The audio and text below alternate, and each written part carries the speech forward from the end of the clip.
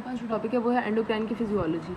अब इसमें सबसे पहले हम देखेंगे hypothalamic pituitary hormones, ADH, anti diuretic hormone, या फिर हमारे पास इसका दूसरा नाम होता है वेसोप्रेसिन। हमें पता है ये पोस्टीरियर पिट्यूटरी से रिलीज होता है और ये बनता कहाँ पे, हाइपोथैलेमस में बनता है। हाइपोथैलेमस में बन के पोस्टीरियर पिट्यूटरी में आकर स्टोर होता है और वहीं से रिलीज होता है। इसका काम क्या है, इसके नाम में डी आता है, तो ये किडनी के अंदर, टिब्यूल के अंदर दो जगहों पे एक्ट करता है। एक तो डिस्टल कोरोनरी टिब्यूल पे इसका एक्शन होता है और एक इसका कलेक्टिंग डक्ट के ऊपर इसका एक्शन होता है, ठीक है।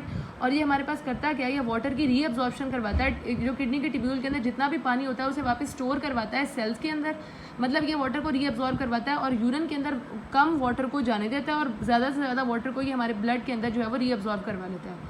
और इसके अंदर होता क्या है, जो लोग अल्कोहल कंजम्पशन करते हैं उनके अंदर एडीएच की सिक्रीशन बहुत कम होती है। जब एडीएच कम आएगा तो वाटर की रीअब्जॉर्प्शन नहीं होगी, सारे का सारा वाटर आपके यूरिन में एक्सक्रीट हो जाएगा, तो पोलीयूरिया हो जाएगा उन लोगों को और डिहाइड्रेशन हो जाएगी, उनकी बॉडी में पानी की कमी हो जाएगी, ठीक है। नेक्स्ट हमारे पास है कॉर्टिकोट्रोपिन रिलीजिंग हार्मोन। ये रिलीजिंग हार्मोन आपको पता है ज़्यादातर जितने भी होते हैं हमारे कहाँ से आते हैं, हाइपोथैलेमस से आते हैं। रिलीजिंग हार्मोन आके हमारे एंटीरियर पिट्यूटरी के ऊपर एक्ट करेगा और ये जो कॉर्टिकोट्रोपिन रिलीजिंग हार्मोन है ये तीन चीज़ें साथ में निकालता है। MBA, M से हमारे पास मेलानोसाइट स्टिमुलेटिंग हार्मोन है, B से हमारे पास बीटा एंडोर्फिन है और A से हमारे पास ACTH है। तो ये तीनों को के लेवल को बढ़ा देगा और इसके अंदर क्या होता है, decrease in chronic glucocorticoid use. अगर कोई बंदा बहुत अरसे से कोई मेडिसिन ले रहा है और ग्लूकोकॉर्टिकॉइड वो बाहर से ले रहा है, जब उसके बॉडी के अंदर स्टीरॉइड का लेवल ज़्यादा होगा, ग्लूकोकॉर्टिकॉइड का लेवल ज़्यादा होगा, तो नेगेटिव फीडबैक के थ्रू वो जो CRH जो हाइपोथैलेमस से आना है और ACTH, MSH जो पिट्यूटरी से आने हैं वो सब रिलीज़ नहीं होंगे। तो क्रॉनिक ग्लूकोकॉर्ड यूज़ की वजह से ये हार्मोन्स का लेवल बॉडी के अंदर क्या हो जाता है, कम हो जाता है। फिर हमारे पास आता है प्रोलैक्टिन इनहिबिटिंग फैक्टर। ये जो है ये हमारे पास इसका दूसरा नाम होता है डोपामिन। जो प्रोलैक्टिन इनहिबिटिंग फैक्टर होता है ये हमारे पास क्या करता है, इनहिबिटिंग है तो ये प्रोलैक्टिन के लेवल को कम करेगा और साथ में ये TSH के लेवल को भी कम करता है। प्रोलैक्टिन के साथ थायराइड आएगा मिल के, ठीक है। एक तो ये अपने लेवल को कम करेगा, दूसरा ये TSH के लेवल को भी क्या कर देता है, कम कर देता है।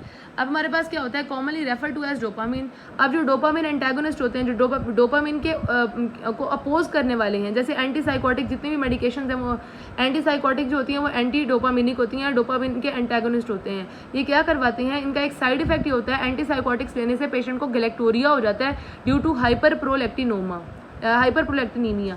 जब कोई बंदा एंटीसाइकोटिक्स लेता है, ठीक है, जो हमारे पास क्या है प्रोलैक्टिन एंटीसाइकोटिक्स की वजह से हमारे पास क्या होता है कि उसके अंदर उसके ब्लड के अंदर प्रोलैक्टिन हार्मोन का लेवल ज़्यादा हो जाता है। प्रोलैक्टिन का काम क्या होता है, इसमें मिल्क प्रोडक्शन करवानी होती है, तो ऐसे लोगों को क्या हो जाता है, गैलेक्टोरिया हो जाता है, ठीक है। नेक्स्ट हमारे पास है ग्रोथ हार्मोन रिलीजिंग हार्मोन। यह हाइपोथैलेमस से रिलीज होता है, ये एंटीरियर पिट्यूटरी के ऊपर एक्ट करता है और ग्रोथ हार्मोन को रिलीज करवाता है। ग्रोथ हार्मोन ने हमारे पास, अब इसकी मेन हम इनकी डेली लाइफ के अंदर इनकी एप्लीकेशन पढ़ रहे हैं, ठीक है। अब इसकी एग्जांपल ग्रोथ हार्मोन का जो एनालॉग होता है, जो ग्रोथ हार्मोन की तरह काम करता है, इसका नाम है टिसेमोरेलिन। ये करता क्या है, use to treat HIV associated lipodystrophy. जिन लोगों को HIV होता है, जिनका HIV पॉजिटिव होता है, उनके अंदर क्या होता है, पूरी बॉडी के अंदर जो फैट की डिस्ट्रीब्यूशन होती है वो एबनॉर्मल होती है। इन्हें हम टिसेमोरेलिन देके इनकी बॉडी के अंदर फैट की डिस्ट्रीब्यूशन सही करते हैं, ठीक है। नेक्स्ट हमारे पास है गोनाडोट्रोपिन रिलीजिंग हार्मोन। ये कहाँ से आता है, ये भी हाइपोथैलेमस से आता है। ये हाइपोथैलेमस से आता है, उसके बाद ये हमारे पास क्या रिलीज करवाता है, FSH और LH, फॉलिकल स्टिमुलेटिंग हार्मोन और ल्यूटिनाइजिंग हार्मोन।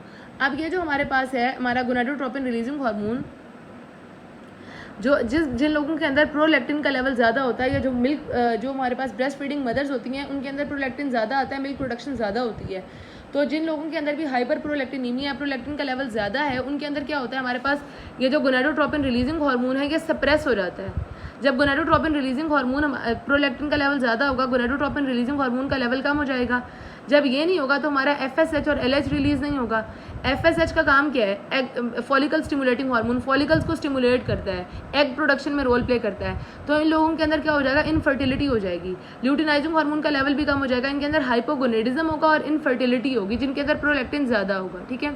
अब हमारे पास जो गोनाडोट्रोपिन रिलीजिंग हार्मोन होते हैं ये दो तरह रिलीज होते हैं, एक इसकी टोनिक रिलीज होती है और एक इसकी पल्सेटाइल रिलीज होती है। टोनिक रिलीज का मतलब है हर वक्त रिलीज हो रहा है, ठीक है। जो टोनिक रिलीज है वो इसकी एग्जांपल में हमारे पास आता है ल्यूप्रोलाइड। ये हम कब देते हैं, सप्रेस दी हाइपोथैलेमिक पिट्यूटरी गोनेडल एक्सिस। ये हमारे पास जो हमारा नॉर्मल एक्सिस है, जो एक हमारी बॉडी की फर्टिलिटी को मेंटेन रखता है, जो एग प्रोडक्शन करवाता है, जो सारा कुछ जो एक नॉर्मल तरीका है उसके खिलाफ है। टोनिक रिलीज हर वक्त गोनाडोट्रोपिन रिलीजिंग हार्मोन को रिलीज नहीं होना चाहिए, बल्कि इसे किस टाइम, इसे पल्सेटाइल मैनर में रिलीज होना चाहिए, इंटरमिटेंट रिलीज होनी चाहिए अगर जो नॉर्मल तरीका होता है। अगर तो पल्सेटाइल रिलीज होगी तो प्यूबर्टी भी टाइम पे होगी और फर्टिलिटी भी होगी। अगर तो हमारे पास टोनिक रिलीज होगी, जैसे कि ल्यूप्रोलाइड एक मेडिसिन है जो टोनिक रिलीज करवाती है, तो वो हमारे इस पूरे एक्सिस को ख़राब कर देती है। नेक्स्ट हमारे पास है मेलानोसाइट स्टिमुलेटिंग हार्मोन। ये हमने अभी पढ़ा है कि जो एड्रीनोकॉर्टिकोट्रोपिन रिलीजिंग हार्मोन होता है वो हमारे पास 3 चीज़ें रिलीज़ करवाता है। वो प्रो ऑपियो मेलानोकॉर्टिन, मतलब कौन सी 3 चीज़ें आती हैं उसके अंदर, MBA, M से MSH, B से बीटा एंडोर्फिन और A से हमारे पास क्या आता है, ACTH। अब जब भी हमारे पास क्या होगा, MSH रिलीज़ होगा, मेलानोसाइट स्टिमुलेटिंग हार्मोन, ये हमारे पास क्या करवाता है, मेलानोजेनेसिस करवाता है बाय द मेलानोसाइट, मतलब मेलानिन की प्रोडक्शन ज़्यादा होगी। जो हमारे पास क्या होता है, जो पिगमेंट होता है एक ब्लैक कलर का, इसमें क्या होता है, ये हमारे पास हाइपर जो कुशिंग सिंड्रोम होता है, कुशिंग डिजीज़ होती है जिन पेशेंट्स को, उनके अंदर क्या होता है, हमारे पास ACTH का लेवल ज़्यादा होता है ना, तो ACTH के साथ साथ हमारे पास MSH भी रिलीज़ होता है। क्यों? क्योंकि ये दोनों सेम प्रीकर्सर मॉलिक्यूल शेयर करते हैं, प्रो ऑपियो मेलानोकॉर्टिन, मतलब एक ही चीज़ है जिसने इन दोनों को रिलीज़ करवाना है। तो जब हमारे पास कुशिंग डिजीज़ ACTH करवाएगा तो साथ में हाइपर पिगमेंटेशन MSH करवा देगा। नेक्स्ट हमारे पास है ऑक्सीटोसिन। ऑक्सीटोसिन आपको पता है क्या करवाता है, ऑक्सीटोसिन हमारे पास cause uterine contraction during labour pain जब हो रहे होते हैं तो उसमें जो यूट्रस की कॉन्ट्रैक्शन होती है वो इसी हार्मोन की वजह से होती है।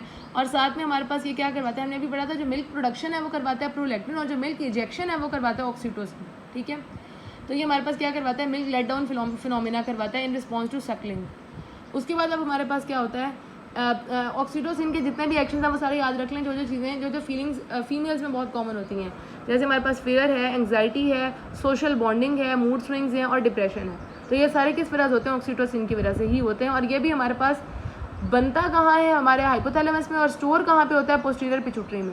फिर हमारे पास आता है प्रोलैक्टिन, जैसे हमने ऊपर अभी पढ़ा था, प्रोलैक्टिन इनहिबिटिंग फैक्टर, वो हमारे पास TSH को भी कम कर रहा था और प्रोलैक्टिन को भी कम कर रहा था। लेकिन जो प्रोलैक्टिन खुद है ये हमारे पास क्या करवाता है, अभी हमने ऊपर पढ़ा है, गोनाडोट्रोपिन रिलीजिंग हार्मोन को इनहिबिट करेगा। जब गोनाडोट्रोपिन रिलीजिंग हार्मोन नहीं आएगा तो FSH और LH नहीं आएगा, और ये खुद तो क्या करेगा, मिल्क तो प्रोड्यूस करवाएगा, लेकिन ना तो प्यूबर्टी होने देगा, ना हमारे पास क्या कहते हैं फर्टिलिटी होने देगा। ये क्या करवाता है, पिट्यूटरी प्रोलैक्टिनोमा, जिन लोगों का प्रोलैक्टिनोमा होता है, मतलब प्रोलैक्टिन का कोई ट्यूमर वगैरह होता है, उनके अंदर एमेनोरिया हो जाता है, उनको पीरियड्स नहीं आते। क्यों? क्योंकि उनके अंदर एग ही नहीं बनेगा। एग क्यों नहीं बनेगा? क्योंकि अभी हमने पढ़ा FSH नहीं होगा। उसके बाद उनके अंदर क्या हो रहा है, ऑस्टियोप्रोसिस हो जाता है। ऑस्टियोप्रोसिस कैसे होता है, जब भी हमारे पास प्रोलैक्टिन का लेवल ज़्यादा होता है तो गोनाडोट्रोपिन रिलीजिंग हार्मोन का लेवल कम हो जाता है, FSH और LH नहीं आएंगे, ईस्ट्रोजन नहीं आएगा। ईस्ट्रोजन नहीं तो बोन डेंसिटी को मेंटेन करना होता है, जब ईस्ट्रोजन नहीं होगा तो उन लोगों के अंदर क्या हो जाएगा, ऑस्टियोप्रोसिस हो जाएगा। ठीक है, उसके बाद हमारे पास क्या करवाता है, ये गैलेक्टोरिया करवाता है। सिर्फ मिल्क प्रोडक्शन है जो ज़्यादा होगी, बाकी सब कुछ खत्म, एमेनोरिया, ऑस्टियोप्रोसिस, हाइपोगोनेडिज्म। उसके अलावा अब ये इसकी एक देख लें, जब भी जो लोग ब्रेस्ट फीडिंग करवा रहे होते हैं उनके अंदर हमारे पास क्या होता है, प्रोलैक्टिन ज़्यादा होता है, GnRH कम होगा।